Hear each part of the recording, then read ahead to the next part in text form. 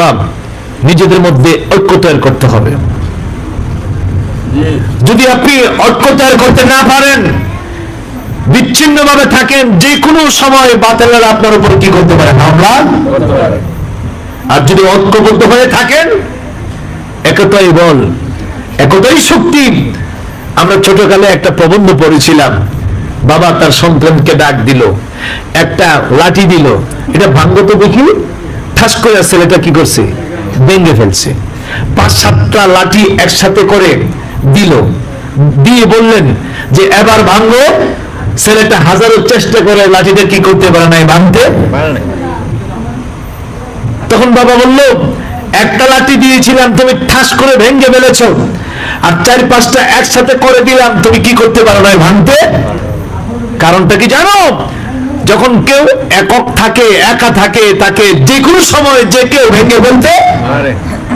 আর যদি একত্র হয়ে থাকো, একসাথে ভাইয়েরা ভাইয়েরা মিলে মহব্বতে থাকো, কোনো অপশক্তি তোমাদেরকে ভাঙতে পারবে। এই জন্য আপনাদেরকে অনুরোধ করব, যারা আমরা যেখানে আছি, ঐক্যবদ্ধ হয়ে থাকতে হবে, ন্যায়ের পক্ষে থাকতে হবে। অন্যায়ের বিরুদ্ধে থাকবেন, অন্যায়ের পক্ষে থাকবেন না। অন্যায় যেখানে আছে আমরা সেখানে, খারাপ যেখানে আছে আমরা সেখানে নাই।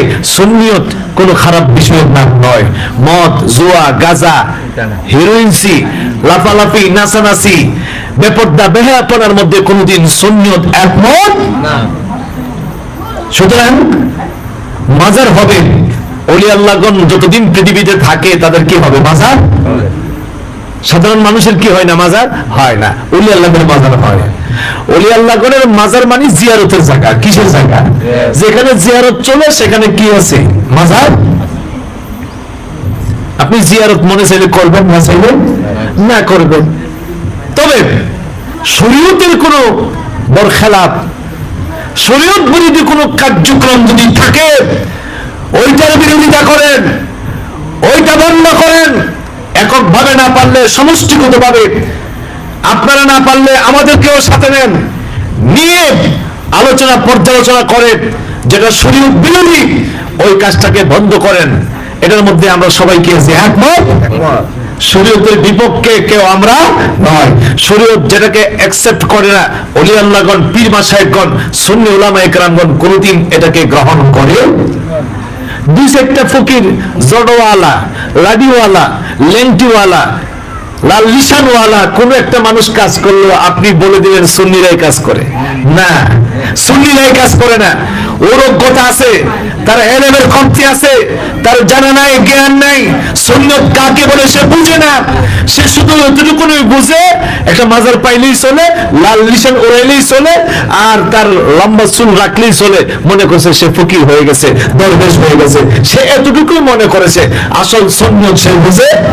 তাকে দিয়ে সুন্নত মাপ দিলে হবে?